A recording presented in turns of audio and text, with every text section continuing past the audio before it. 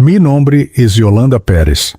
Tengo 34 años y soy de San José, Costa Rica.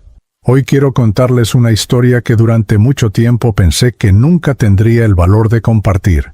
Es la historia de cómo el rencor más profundo se convirtió en la llave de mi libertad más grande.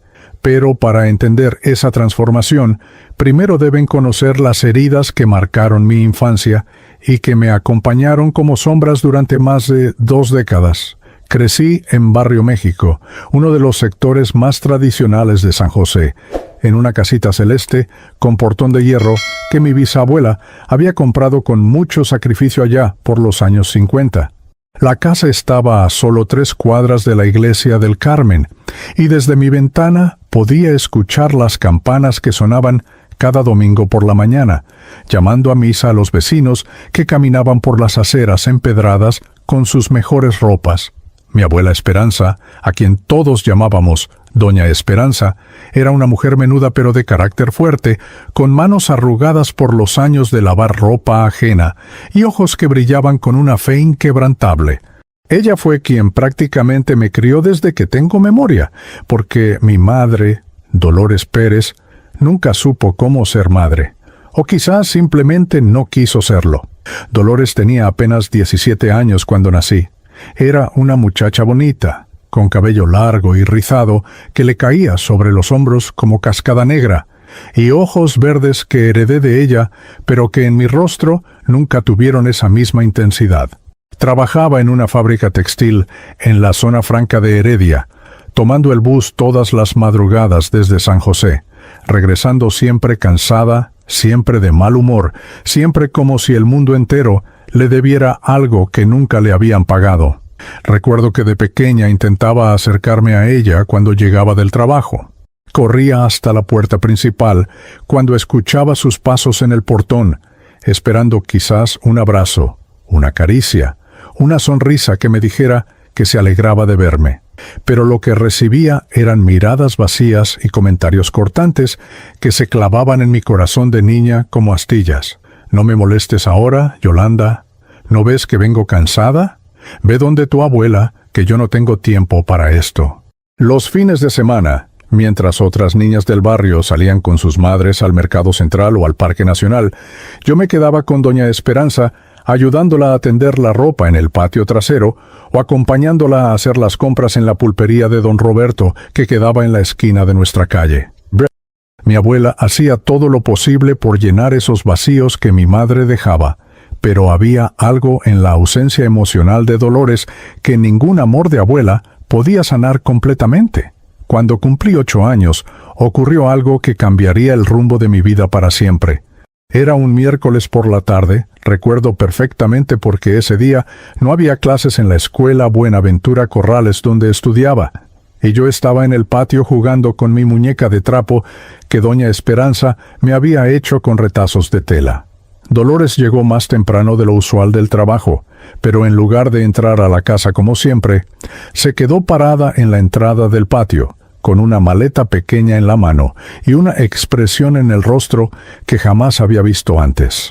«Ars, Yolanda, ven acá», me dijo con una voz extrañamente calmada, pero que tenía algo frío, algo final que hizo que mi estómago se contrajera de nervios. Me acerqué despacio, todavía abrazando mi muñeca, sin entender qué estaba pasando, pero sintiendo que algo muy malo se avecinaba. «Mamá se va a ir por un tiempo», me dijo, sin agacharse para ponerse a mi altura, sin tocarme, hablándome como si fuera una extraña. «Tú te vas a quedar aquí con tu abuela. Ella te va a cuidar mejor que yo. Eres una carga que no puedo llevar, Yolanda. Eres un error que cometí muy joven y que me está impidiendo vivir mi vida». Esas palabras se grabaron a fuego en mi memoria con una claridad que todavía hoy, 26 años después, me produce un dolor físico en el pecho. Eres una carga. Eres un error. Imaginen por un momento ser una niña de 8 años y escuchar a su madre decirle eso.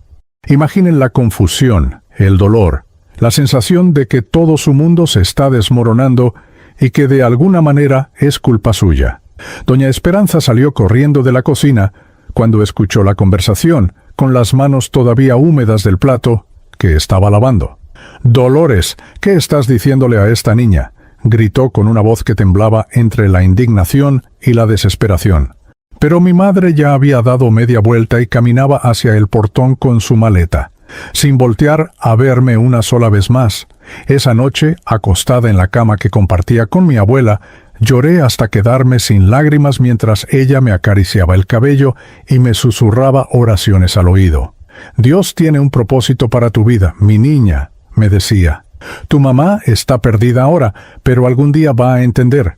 Pero yo, a los 8 años, no podía entender propósitos divinos ni planes celestiales. Solo podía entender que mi propia madre me había llamado carga y error, y que me había abandonado como quien se deshace de algo que estorba. Los años que siguieron fueron una mezcla extraña de amor y vacío. Doña Esperanza se convirtió en mi madre, mi padre, mi mejor amiga y mi guía espiritual. Todas las mañanas, antes de ir a la escuela, nos arrodillábamos juntas frente al altar que tenía en su cuarto, con una imagen del Sagrado Corazón de Jesús y varias veladoras, y rezábamos el Padre Nuestro y 3 Avemarías. Ella me enseñó a hacer tortillas, a bordar, a cuidar las plantas de hierbas buenas que tenía en el corredor, y sobre todo me enseñó que Dios me amaba, aunque mi madre no supiera cómo hacerlo. Pero por más amor que doña Esperanza me diera, había un hoyo en mi corazón que se hacía más grande cada día. Cada vez que veía a mis compañeras de escuela con sus madres en los festivales escolares, cada vez que alguien preguntaba por mi mamá, cada vez que pasaba por la parada de buses y veía madres jóvenes con sus hijas, el dolor regresaba como una puñalada, y poco a poco ese dolor se fue transformando en algo más oscuro, en rencor. Dolores regresaba esporádicamente, tal vez cada 6 meses o cada año, siempre sin avisar, siempre esperando que la recibiéramos como si nada hubiera pasado. Aparecía en el portón con regalos baratos comprados a última hora y con historias sobre novios nuevos o trabajos nuevos que la habían tenido muy ocupada. Intentaba actuar como madre por 2 o 3 días, preguntándome sobre la escuela y contándome anécdotas que no me interesaban, pero yo ya había aprendido a proteger mi corazón. Le respondía con monosílabos, la miraba con desconfianza, y esperaba el momento inevitable en que volvería a irse, generalmente después de una discusión con doña Esperanza sobre dinero o responsabilidades.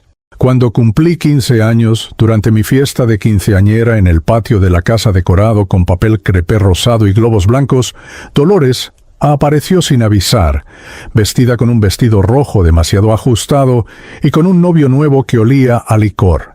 Llegó justo cuando el padre Ramírez de la Iglesia del Carmen estaba diciendo la bendición antes de partir el pasque que doña Esperanza había horneado con tanto amor. La presencia de mi madre en ese momento tan especial, en lugar de alegrarme, me llenó de una rabia que no sabía que tenía. Esa noche, después de que todos los invitados se fueran y mi madre desapareciera otra vez con su novio sin despedirse, me senté en el corredor de la casa con mi vestido de quinceañera todavía puesto y tomé una decisión que marcaría los siguientes 15 años de mi vida. Decidí que odiaría a Dolores Pérez para siempre. Decidí que nunca más esperaría nada de ella, que nunca más le daría el poder de lastimarme y que construiría una muralla tan alta alrededor de mi corazón que ni ella ni nadie más pudiera volver a hacerme daño.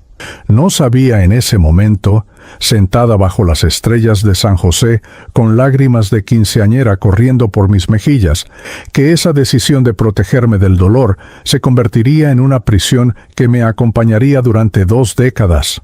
No sabía que el rencor que estaba sembrando en mi corazón crecería como maleza venenosa, afectando no solo mi relación con mi madre, sino cada aspecto de mi vida. Mis amistades, mis relaciones amorosas, mi capacidad de confiar, de amar, de ser feliz. Pero Dios, en su infinita misericordia, ya tenía un plan para liberar mi corazón de esa prisión que yo misma había construido. Solo faltaban años de dolor para que finalmente estuviera lista para escuchar la llave que abriría mis cadenas. el perdón. Los años de adolescencia pasaron como una película en blanco y negro, donde yo era la protagonista de mi propia tragedia. El rencor que había plantado en mi corazón aquella noche de mis 15 años creció como una enredadera oscura que se extendía por cada rincón de mi alma, envenenando todo lo que tocaba. Lo que comenzó como una decisión de protegerme del dolor se convirtió en una forma de vivir que me alejaba de todo lo bueno que la vida tenía para ofrecerme. En el colegio de señoritas donde estudié mi bachillerato, me volví conocida como la muchacha inteligente pero distante. Sacaba excelentes notas en todas las materias, especialmente en literatura y matemáticas, pero tenía muy pocas amigas cercanas. Había construido muros tan altos alrededor de mi corazón que incluso las muchachas más cariñosas del colegio eventualmente se cansaban de intentar acercarse a mí.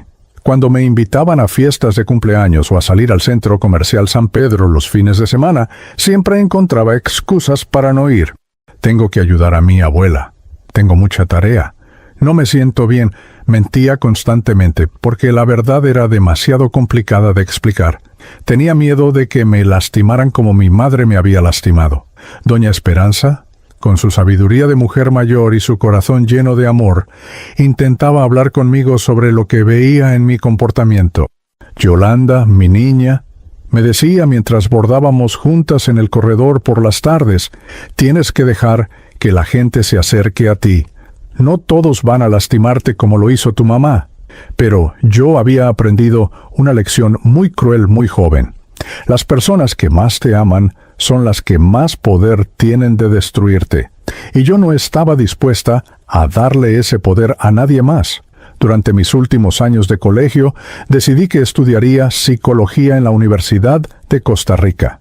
Había algo irónico en esa decisión, porque mientras yo era incapaz de sanar mis propias heridas emocionales, sentía una fascinación genuina por entender la mente humana y los mecanismos del dolor.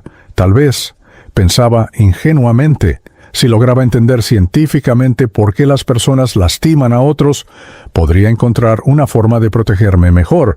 Cuando me gradué del colegio con honores académicos, doña Esperanza organizó una pequeña celebración en casa con tamales dulces, café recién hecho y algunos vecinos del barrio que me habían visto crecer.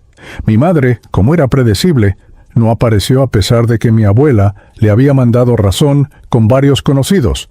Esa ausencia en un momento tan importante de mi vida fue como una confirmación de todo lo que yo había decidido creer sobre ella. Que yo realmente no le importaba, que nunca había sido más que una carga en su vida. La universidad fue un territorio completamente nuevo para mí.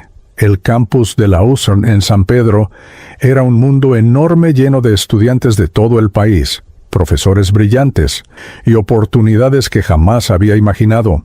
Por primera vez en mi vida, estaba rodeada de personas que no conocían mi historia, que no sabían sobre mi madre ausente o mi infancia llena de heridas. Era como tener una página en blanco para reinventarme. Durante los primeros semestres de la carrera, me sumergí completamente en los estudios. Pasaba horas en la biblioteca Carlos Monge Alfaro, leyendo sobre teorías psicológicas, trastornos emocionales y mecanismos de defensa. Era como si estuviera estudiándome a mí misma sin darme cuenta. Freud, Jung, Rogers, Bandura, todos estos nombres se convirtieron en mis compañeros constantes mientras intentaba entender la complejidad de la psique humana. Fue durante mi tercer año que conocí a Roberto Sandoval, un estudiante de ingeniería civil que tenía ojos café claro y una sonrisa que iluminaba cualquier habitación. Nos conocimos en la soda de la facultad, cuando él se acercó a mi mesa donde yo estaba almorzando sola, como siempre, y me preguntó si podía sentarse porque todas las demás mesas estaban ocupadas. Algo en su forma de hablar, en su tranquilidad natural, logró traspasar las primeras capas de mis defensas. Roberto era todo lo que yo no sabía que necesitaba: paciente, comprensivo, persistente, sin ser invasivo. Durante meses se contentó con conversaciones superficiales sobre clases, profesores y planes de carrera. Nunca presionó para conocer más de mi vida personal. Nunca hizo preguntas incómodas sobre mi familia. y gradualmente, muy gradualmente, comencé a permitir que se acercara más. Nuestro primer beso fue bajo un árbol de mango en el campus, después de una tarde estudiando juntos para los exámenes finales del cuarto semestre. Recuerdo que cuando sus labios tocaron los míos, sentí algo que no había experimentado antes, una combinación de felicidad y terror, que me hizo querer correr y quedarme al mismo tiempo.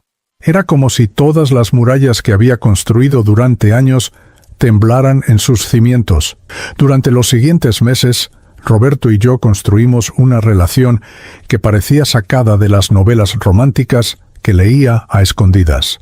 Caminábamos tomados de la mano por los pasillos de la universidad, estudiábamos juntos en su apartamento cerca del campus, y él me llevaba a conocer lugares de San José que jamás había visitado: el Teatro Nacional, los museos del centro, pequeños cafés en Barrio Escalante, donde tomábamos capuchino y hablábamos sobre nuestros sueños para el futuro. Pero el rencor que llevaba dentro de mí era como un tumor que crecía silenciosamente. Cada vez que Roberto me decía, «Te amo», una voz en mi cabeza susurraba, «Mi propia madre no pudo amarme. ¿Cómo va a hacerlo él?». Cada vez que no me llamaba cuando decía que lo haría, inmediatamente asumía que había perdido el interés en mí. Cada vez que pasaba tiempo con sus amigos sin invitarme, mi mente creaba historias elaboradas sobre cómo estaba planeando abandonarme. El final de nuestra relación llegó de la manera más predecible y dolorosa posible. Después de casi 2 años juntos, Roberto había comenzado a mostrar señales de frustración con mi incapacidad de confiar completamente en él.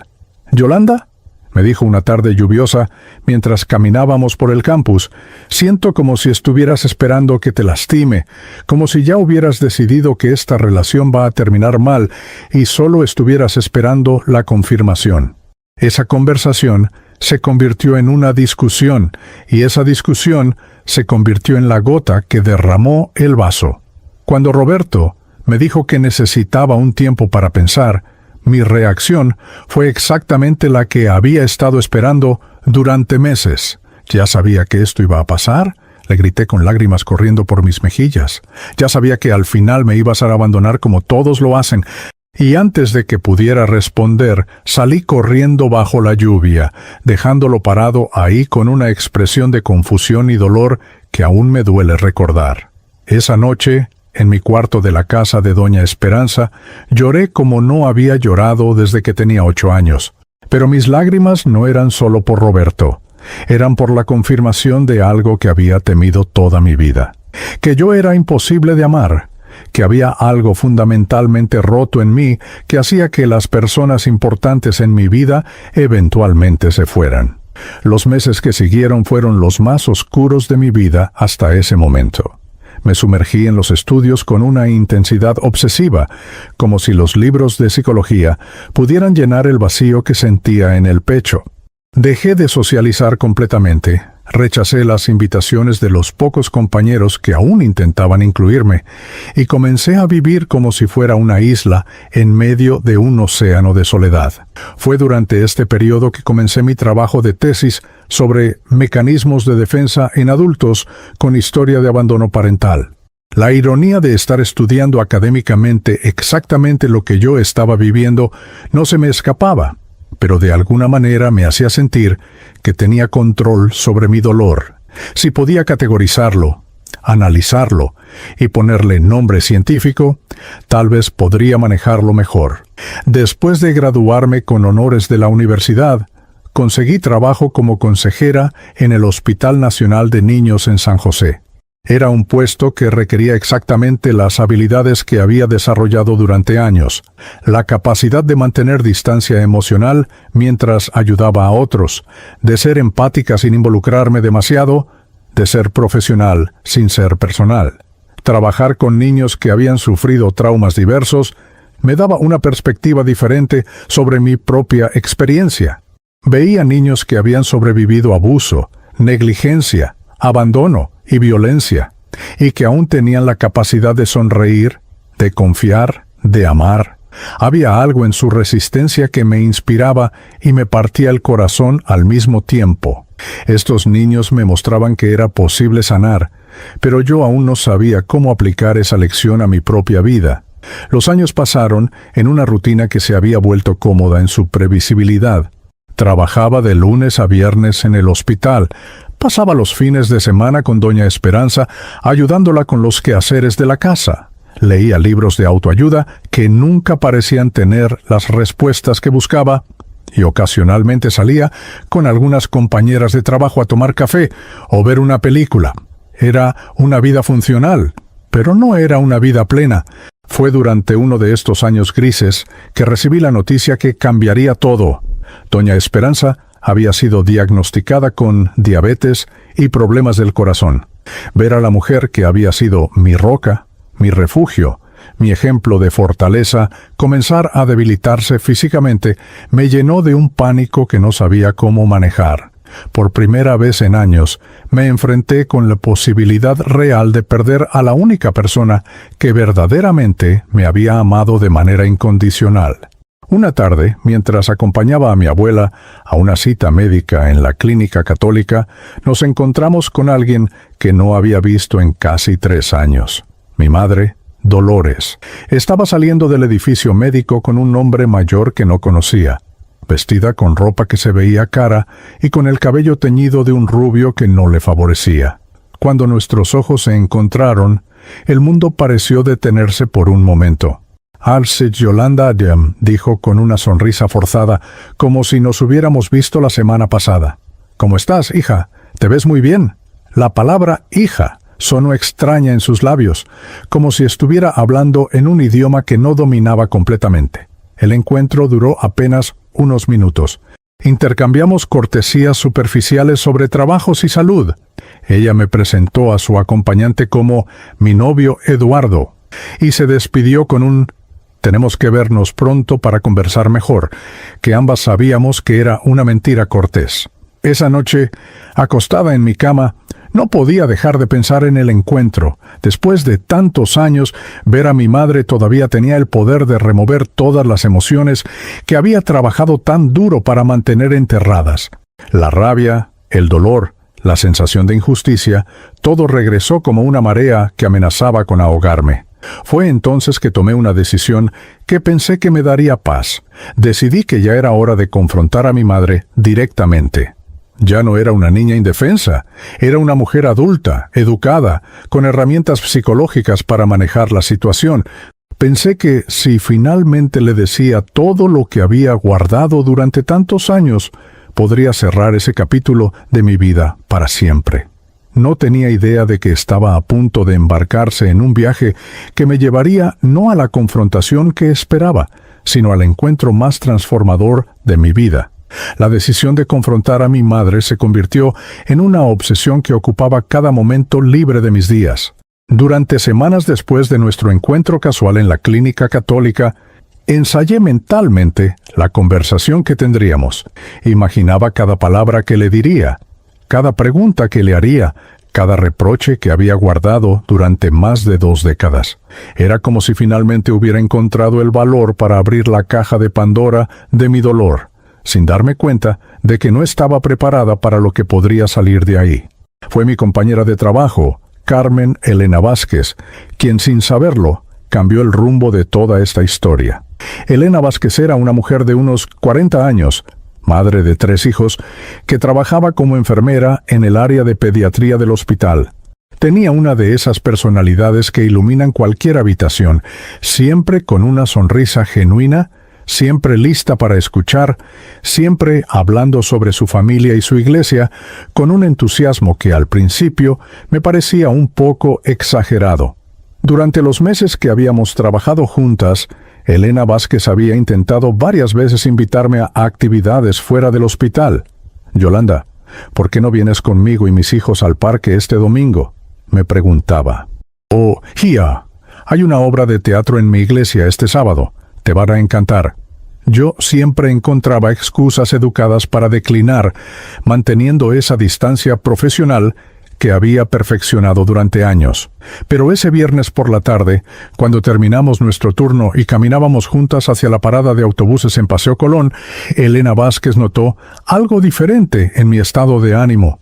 Tal vez era la forma en que había estado distraída todo el día, o las ojeras que no había podido disimular con maquillaje después de otra noche de insomnio, pensando en mi madre. «Yolanda», me dijo mientras esperábamos el bus, «sé que no nos conocemos muy bien fuera del trabajo, pero puedo ver que algo te está preocupando. ¿Quieres hablar de eso?».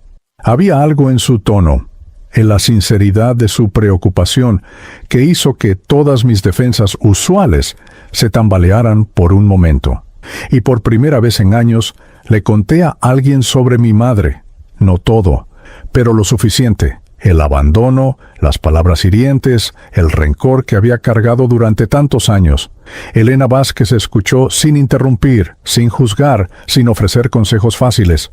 Cuando terminé de hablar, simplemente puso su mano en mi hombro y dijo algo que me sorprendió. «Yolanda, hay alguien que puede ayudarte con esa carga que estás llevando. Se llama Jesús». Debo admitir que mi primera reacción fue de escepticismo. Había crecido yendo a misa con doña Esperanza los domingos. Había hecho mi primera comunión y confirmación como buena católica costarricense. Pero la religión siempre había sido más una tradición familiar que una experiencia personal. La idea de que Jesús pudiera ayudarme con mis problemas emocionales me sonaba demasiado simple, demasiado fácil. «Mira», me dijo Elena Vázquez con esa sonrisa suya que nunca parecía forzada. «Sé que tal vez suena raro, pero ¿qué tal si vienes conmigo a la iglesia este domingo?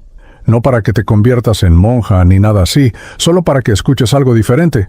A veces Dios nos habla cuando más lo necesitamos, pero tenemos que estar en el lugar correcto para escucharlo». No sé qué me hizo aceptar esa invitación. Tal vez era curiosidad, tal vez era desesperación, o tal vez simplemente necesitaba algo, cualquier cosa, que me distrajera de la obsesión de confrontar a mi madre. El caso es que ese domingo por la mañana me encontré parada frente a un edificio modesto en Barrio Tournon, que tenía un letrero que decía «Iglesia Cristiana Manantial de Vida». La iglesia era completamente diferente a la iglesia del Carmen, donde había crecido asistiendo con mi abuela. No había vitrales elaborados ni estatuas de santos, no había bancas de madera oscura ni altares dorados. En su lugar, había sillas plásticas azules organizadas en filas frente a una plataforma simple donde un grupo de músicos jóvenes tocaba guitarras y un teclado. Las paredes estaban pintadas de blanco y decoradas solo con algunas frases bíblicas en letras coloridas. Elena Vázquez me presentó a varias personas antes de que comenzara el servicio. Había familias enteras, jóvenes universitarios, señoras mayores, hombres de todas las edades, todos conversando animadamente como si fueran una gran familia. Lo que me llamó la atención no era solo la diversidad del grupo, sino algo en sus rostros, en la forma en que se relacionaban entre ellos. Había una calidez, una autenticidad que no estaba acostumbrada a ver. Cuando comenzó la música, algo extraño sucedió.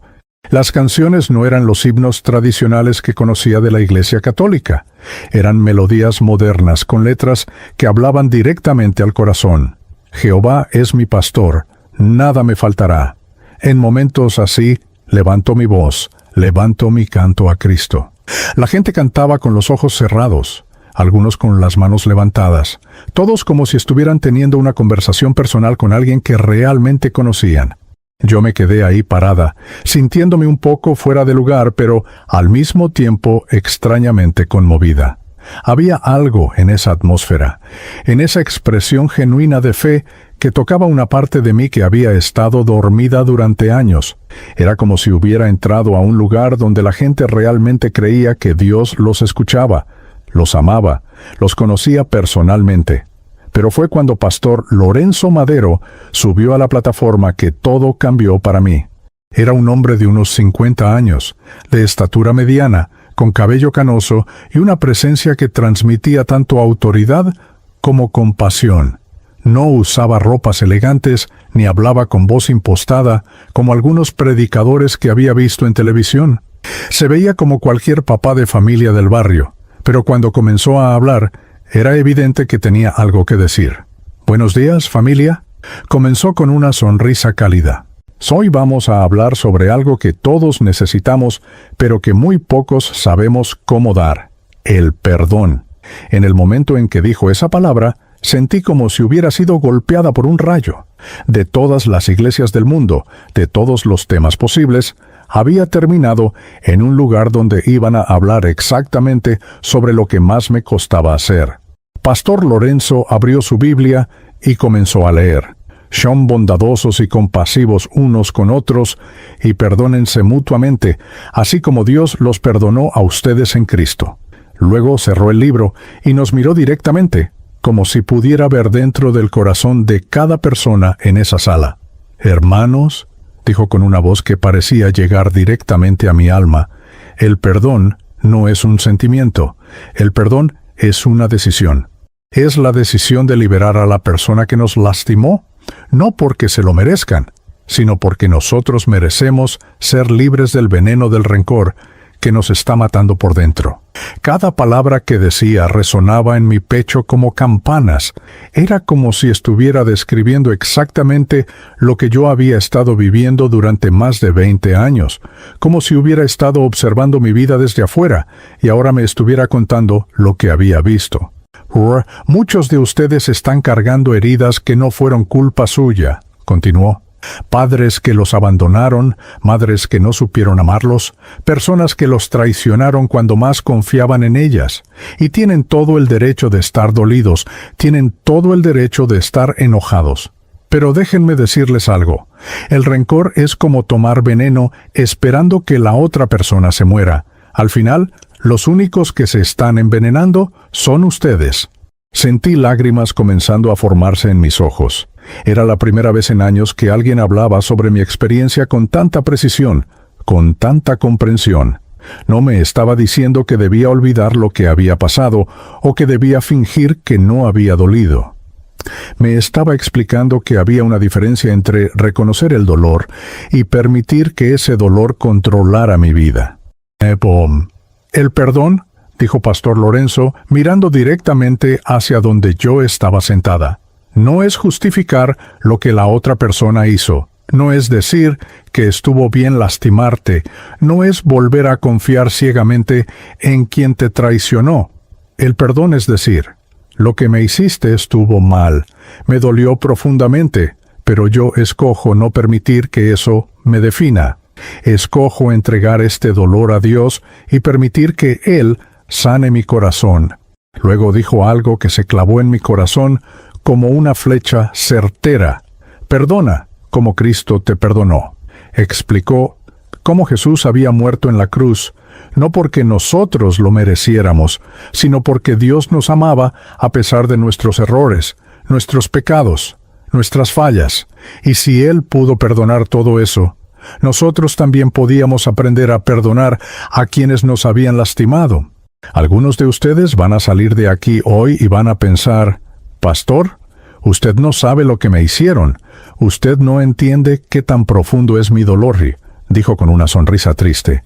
Y tienen razón, no conozco su historia específica, pero conozco a aquel que sí la conoce, que estuvo ahí cuando los lastimaron, que lloró con ustedes cuando lloraron, y que hoy quiere sanar esas heridas si ustedes se lo permiten. Cuando terminó la predicación, Pastor Lorenzo hizo algo que me tomó completamente por sorpresa. Invitó a la gente a pasar al frente si querían orar por sanidad emocional, por la capacidad de perdonar, por liberación del rencor. «No tienen que decir nada», explicó. «Solo vengan y permitan que Dios toque sus corazones». Yo me quedé pegada a mi silla, como si mis pies hubieran echado raíces en el piso.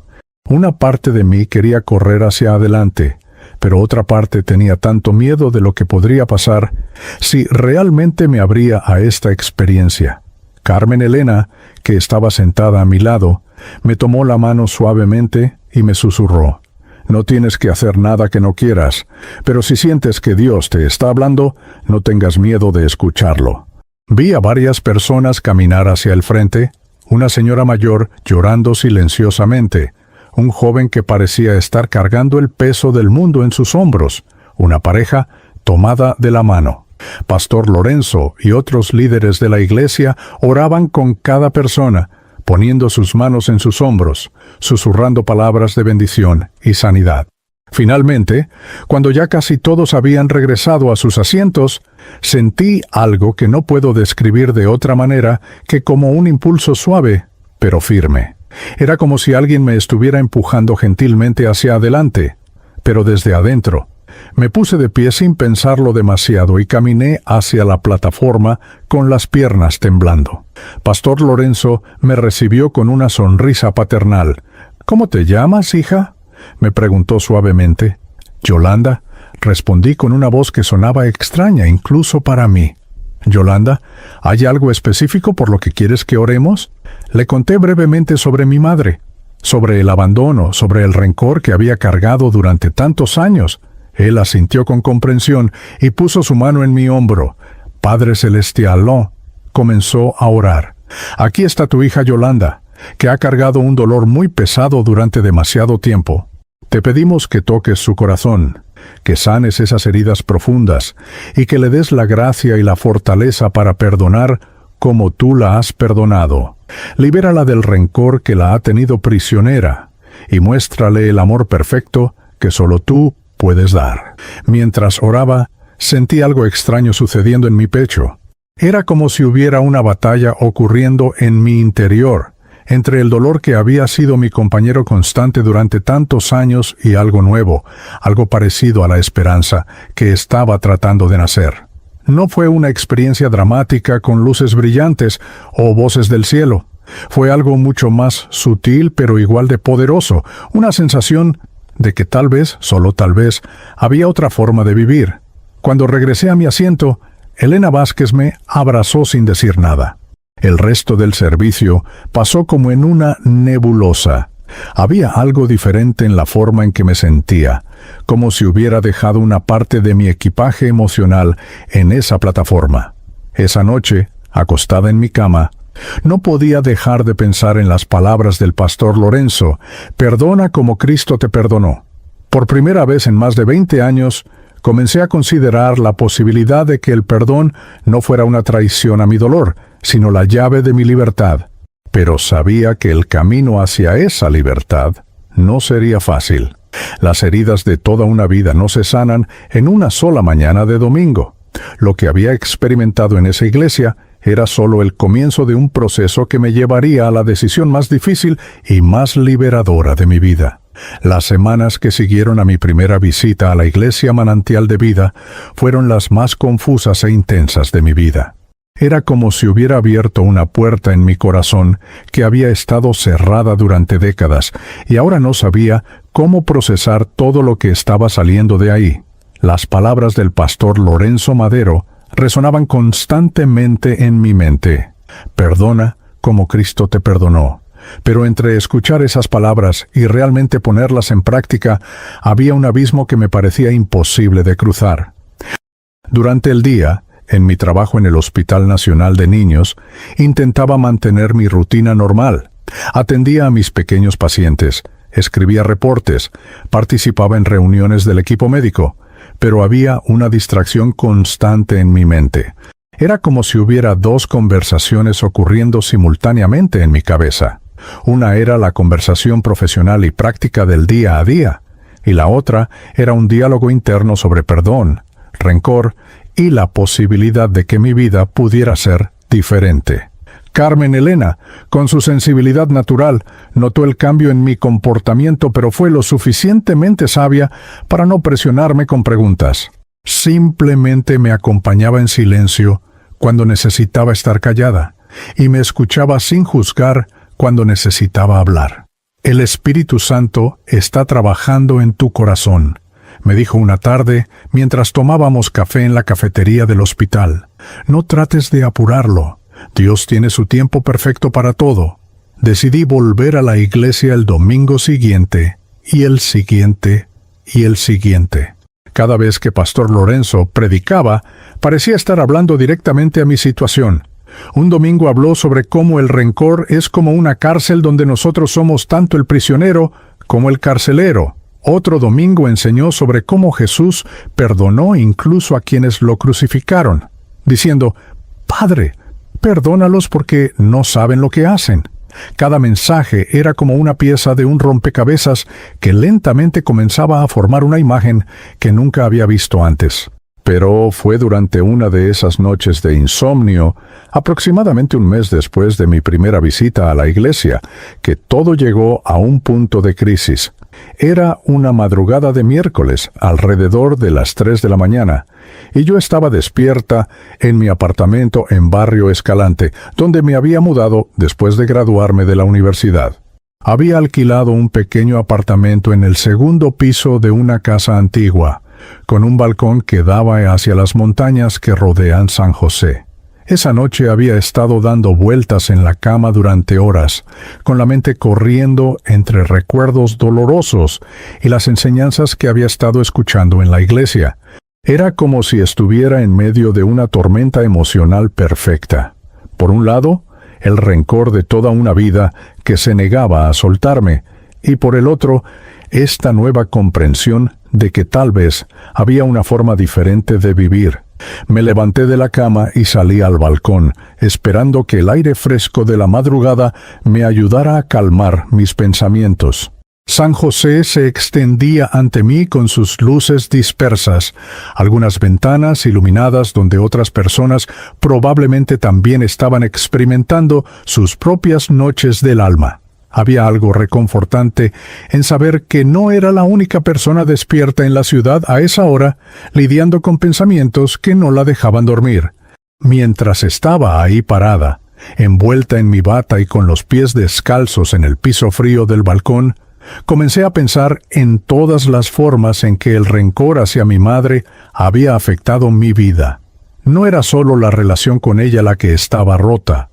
Era como si ese dolor inicial hubiera creado ondas que habían alcanzado cada área de mi existencia.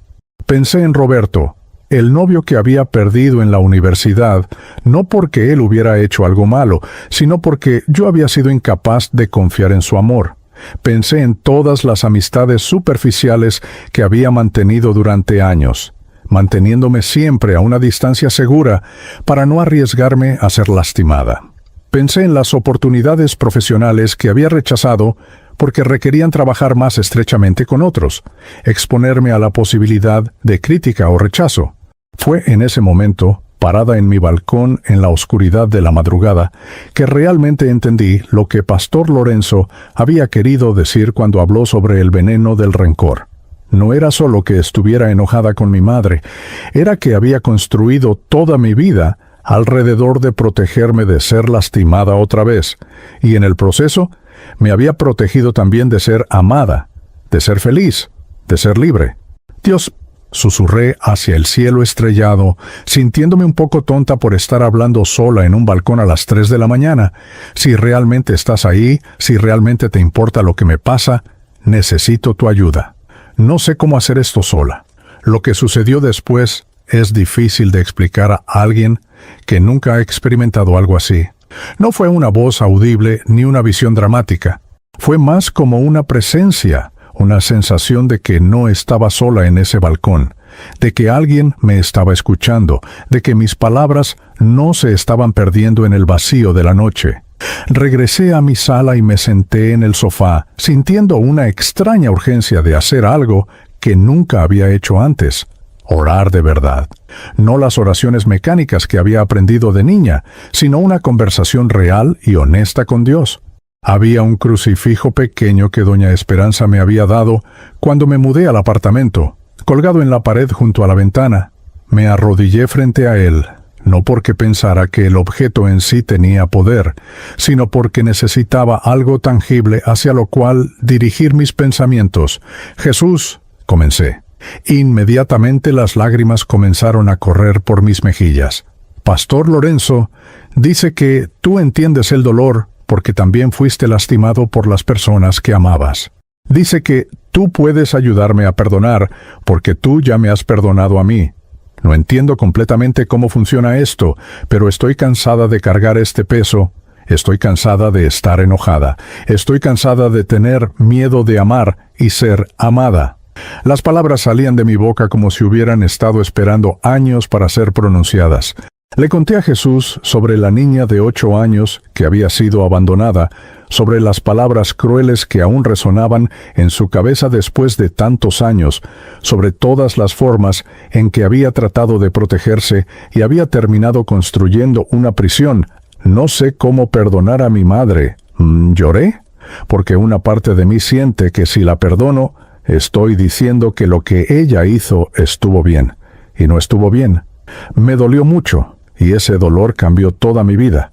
Pero tampoco quiero seguir viviendo así. No quiero que el rencor me mate por dentro.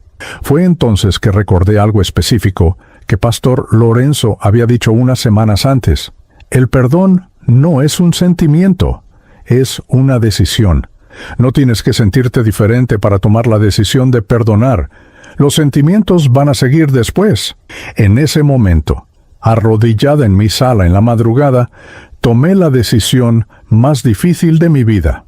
Jesús, dije con una voz que temblaba pero que estaba llena de determinación, decido perdonar a mi madre, no porque se lo merezca, sino porque tú me has perdonado a mí. No porque entienda completamente cómo hacerlo, sino porque confío en que tú me vas a ayudar. Tomo esta decisión como un acto de fe y te pido que cambies mi corazón porque yo no puedo cambiarlo sola. Lo que pasó después fue la experiencia más sobrenatural de mi vida. Inmediatamente después de pronunciar esas palabras, sentí como si un peso físico fuera levantado de mis hombros. No es una metáfora. Fue una sensación literal de que algo pesado que había estado cargando durante 26 años, de repente ya no estaba ahí. Era como si hubiera estado llevando una mochila llena de piedras durante tanto tiempo que había olvidado cómo se sentía caminar sin ella, y de repente alguien me la había quitado.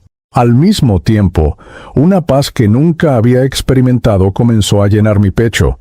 No era felicidad exactamente, sino algo más profundo, una sensación de que todo iba a estar bien, de que había tomado la decisión correcta, de que estaba en el camino hacia algo mejor.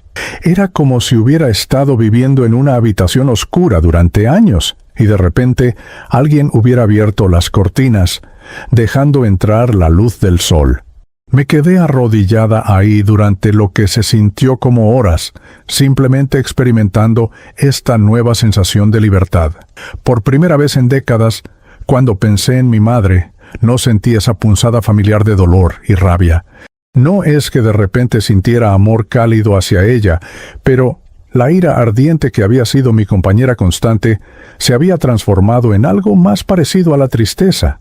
Tristeza por lo que había perdido, tristeza por el dolor que ambas habíamos experimentado, pero no esa rabia que me consumía por dentro. Gracias, susurré hacia el crucifijo, hacia el techo, hacia el universo. Gracias por liberarme. Ahora ayúdame a entender qué hacer con esta libertad. I don't blame you for living this wish had been enough for you to stay.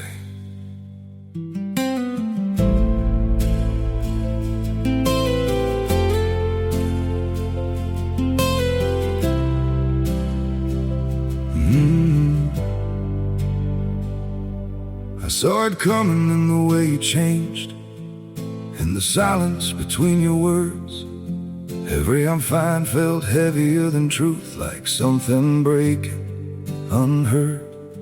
I tried to fix what I didn't understand, held on tighter as you slipped away. But love can't grow where it's already gone. I don't blame you for living this wish had been enough for you to stay.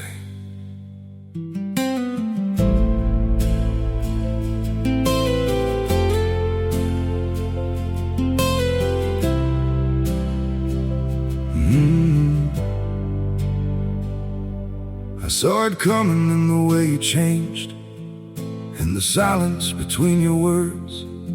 Every I'm fine felt heavier than truth, like something breaking unheard. I tried to fix what I didn't understand, held on tighter as you slipped away. but love can't grow where it's already gone. I don't blame you for living this wish had been enough for you to stay.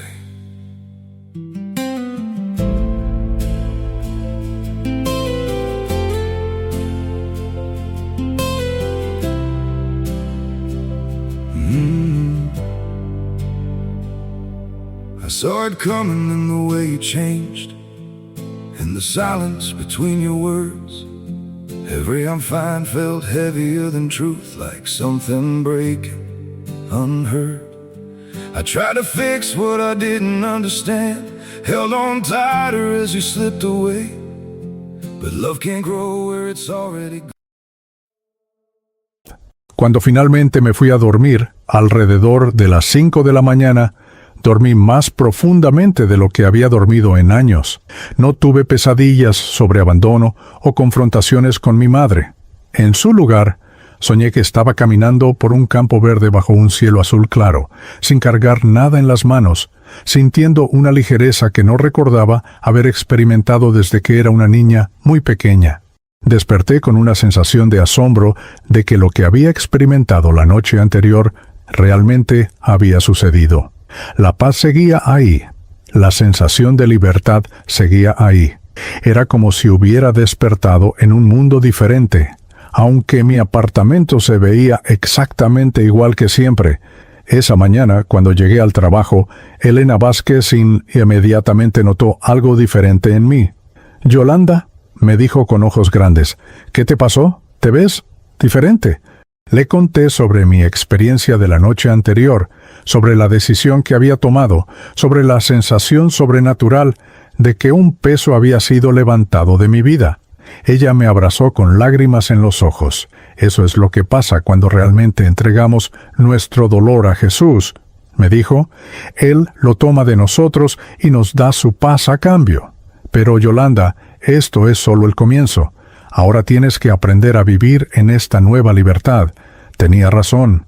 Había tomado la decisión de perdonar.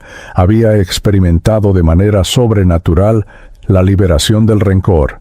Pero ahora tenía que descubrir qué significaba vivir como una persona libre del veneno que había estado consumiendo mi vida durante tantos años. Y eso incluía, eventualmente, enfrentar a mi madre no con la ira que había planeado, sino con la gracia que había recibido. Los días que siguieron a esa noche transformadora fueron como aprender a caminar en un cuerpo completamente nuevo. Durante 26 años había definido mi identidad alrededor del dolor y el rencor que sentía hacia mi madre. Era la niña abandonada, la joven herida, la mujer que no podía confiar. De repente, esas etiquetas ya no encajaban conmigo, y me encontré navegando por la vida sin el mapa emocional que había usado durante décadas. La primera diferencia notable fue en mi trabajo en el Hospital Nacional de Niños. Siempre había sido buena en mi profesión, pero me daba cuenta de que había mantenido una distancia emocional calculada con mis pequeños pacientes y sus familias. Era empática pero controlada, cariñosa pero cuidadosa de no involucrarme demasiado. Ahora, con el corazón liberado del veneno del rencor, comencé a conectar con ellos de una manera completamente diferente. Había una niña de 7 años llamada Andrea, que había sido hospitalizada después de un accidente automovilístico.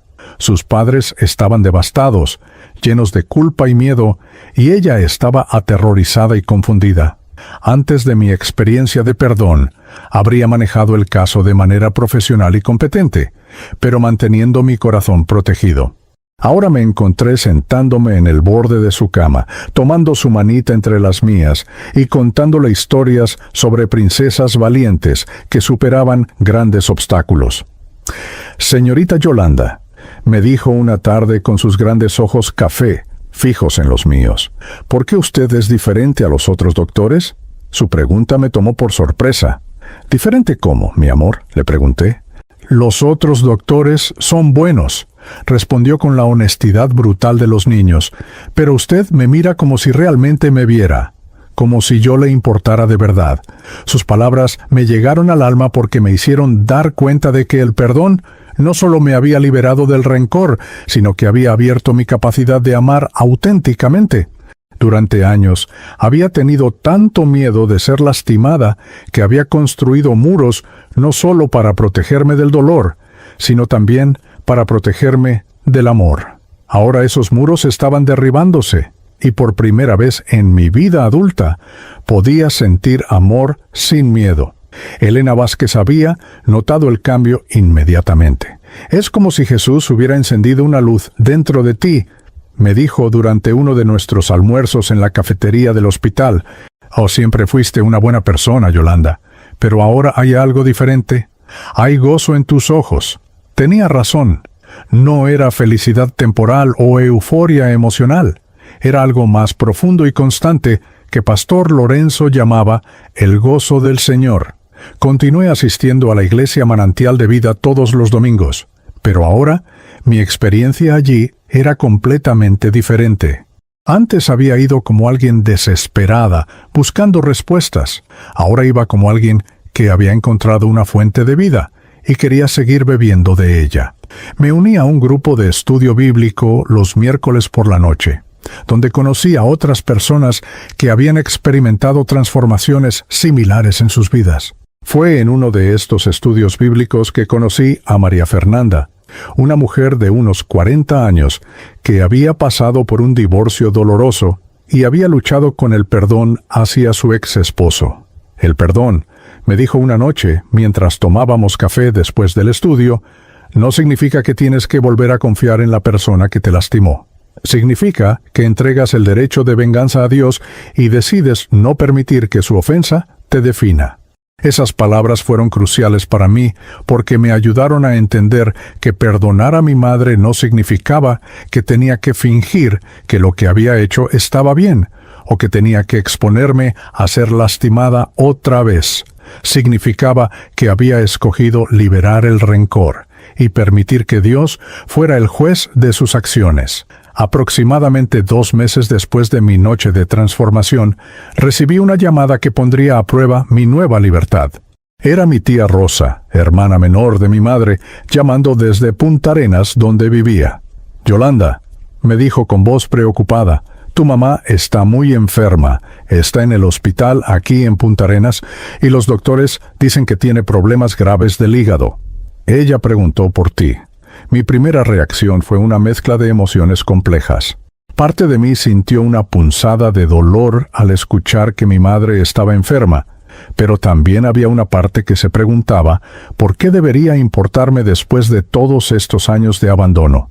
Sin embargo, noté que la rabia ardiente que habría esperado sentir no estaba ahí. En su lugar, había una tristeza profunda y, sorprendentemente, compasión. Esa noche, oré sobre qué hacer. No fue una de esas oraciones desesperadas como la de aquella madrugada transformadora. Fue una conversación tranquila con Dios donde le pedí sabiduría y dirección. Sentí claramente que debía ir a Punta Arenas a ver a mi madre, no porque ella se lo mereciera, sino porque era lo que Jesús haría. El viaje en autobús a Punta Arenas me dio tiempo para procesar lo que estaba a punto de hacer. Hacía más de 3 años que no veía a Dolores, desde aquel encuentro casual en la clínica católica. Durante todo ese tiempo, había estado planeando mentalmente una confrontación donde le diría todo lo que pensaba sobre cómo me había tratado. Ahora, en cambio, iba sin agenda de confrontación, simplemente dispuesta a ver qué Dios quería hacer en esta situación. El Hospital Monseñor Sanabria en Punta Arenas era un edificio blanco y azul frente al Golfo de Nicoya, con el olor constante del mar mezclándose con los olores típicos de hospital. Encontré a mi madre en una habitación del 3er piso, conectada a varios monitores y luciendo mucho más frágil de lo que la recordaba. A los 51 años se veía como si hubiera vivido 70. Su cabello, que una vez fue su orgullo, estaba opaco y gris, y su piel tenía ese color amarillento que indica problemas hepáticos. Cuando me vio entrar a la habitación, sus ojos se llenaron de lágrimas. «Yolanda», susurró, «viniste. Había algo en su voz, una vulnerabilidad que nunca había escuchado antes, que inmediatamente tocó mi corazón. Me acerqué a su cama y, sin pensarlo, tomé su mano.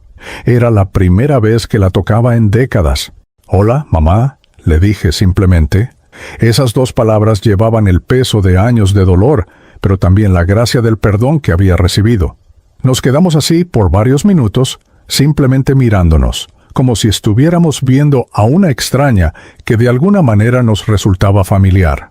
«Yolanda», me dijo finalmente, «sé que no tengo derecho a pedirte nada. Sé que fui una madre terrible.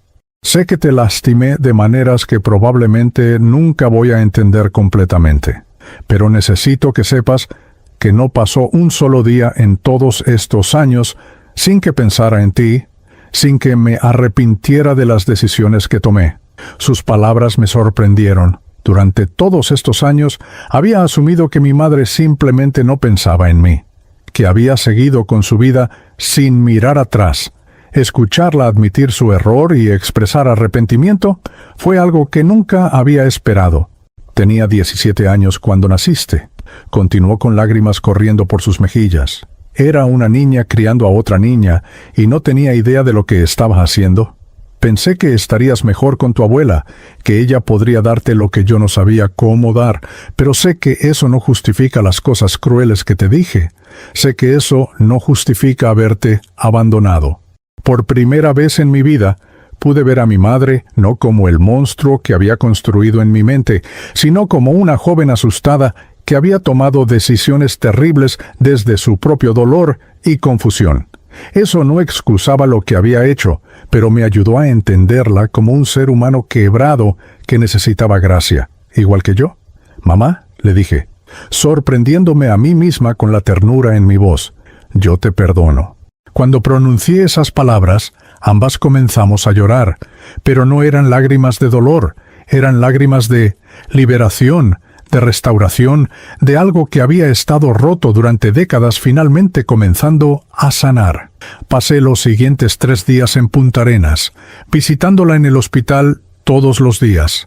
Hablamos sobre muchas cosas, sobre su infancia difícil, sobre sus miedos e inseguridades, sobre los años que habíamos perdido.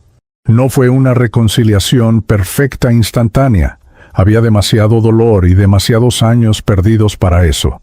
Pero fue el comienzo de algo nuevo, algo que nunca había pensado que sería posible. Le conté sobre mi experiencia con Jesús, sobre cómo había encontrado la capacidad de perdonarla. Para mi sorpresa, ella escuchó con interés genuino.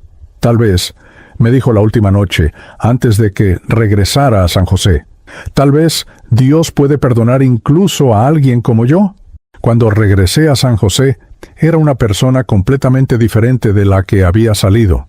No solo había perdonado a mi madre en mi corazón, había tenido la oportunidad de expresar ese perdón en persona y ver el poder sanador que tenía. La reconciliación no había sido perfecta, pero había sido real. Los meses que siguieron trajeron cambios increíbles en todas las áreas de mi vida.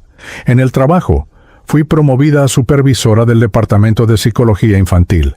Mis supervisores notaron no solo mi competencia profesional, sino mi nueva capacidad de conectar profundamente con pacientes y familias. «¿Hay algo diferente en ti, Yolanda?» «Ni», me dijo la directora del hospital. «Los pacientes te buscan específicamente. Hay algo en tu presencia que trae sanidad». En la iglesia, Pastor Lorenzo me invitó a compartir mi testimonio durante un servicio dominical. Hablar públicamente sobre mi experiencia de perdón fue aterrador, pero liberador.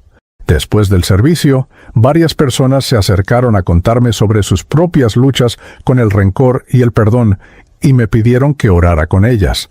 Me di cuenta de que Dios estaba usando mi historia de dolor transformado en propósito. Pero tal vez el cambio más significativo fue en mi capacidad de amar y ser amada. Aproximadamente 6 meses después de mi reconciliación con mi madre, conocí a Eduardo Ramírez, un profesor de historia en la Universidad de Costa Rica que también asistía a nuestra iglesia. Eduardo era gentil, paciente, y tenía una fe profunda que complementaba la mía. Por primera vez en mi vida, pude entrar en una relación sin las murallas defensivas que había construido durante décadas. Cuando Eduardo me pidió matrimonio un año después, durante una caminata por el Parque Nacional cerca del centro de San José, mi respuesta fue un sí sin reservas. No había miedo de abandono, no había voces susurrando que no merecía ser amada. Había solo la certeza de que había encontrado a alguien con quien quería construir una vida, y la confianza de que el mismo Dios que había sanado mi corazón roto también podía bendecir nuestro matrimonio. Mi madre, cuya salud había mejorado significativamente después de cambios en su estilo de vida, estuvo presente en nuestra boda. Verla sentada en la primera fila, llorando lágrimas de alegría mientras caminaba hacia el altar, fue un testimonio viviente del poder transformador del perdón. No habíamos recuperado completamente los años perdidos, pero habíamos encontrado una forma de avanzar juntas hacia el futuro. Hoy, 5 años después de esa noche transformadora en mi apartamento, puedo decir con total certeza que el perdón no solo me liberó del rencor, me liberó para vivir la vida abundante que Jesús prometió. Trabajo con familias en crisis, ayudándolas a encontrar sanidad y restauración. Tengo un matrimonio lleno de amor y confianza. Tengo una relación restaurada con mi madre que, aunque no es perfecta, está construida sobre gracia y comprensión mutua. Pero más que todo eso, tengo la libertad de ser quien Dios me diseñó para ser. Ya no soy la niña abandonada definida por su dolor. Soy una hija de Dios, amada incondicionalmente, llamada a llevar sanidad a otros que están donde yo estuve. El perdón no cambió lo que mi madre me hizo, cambió lo que esa experiencia me hizo a mí, y esa transformación es el testimonio más poderoso de que Jesús realmente puede hacer todas las cosas nuevas.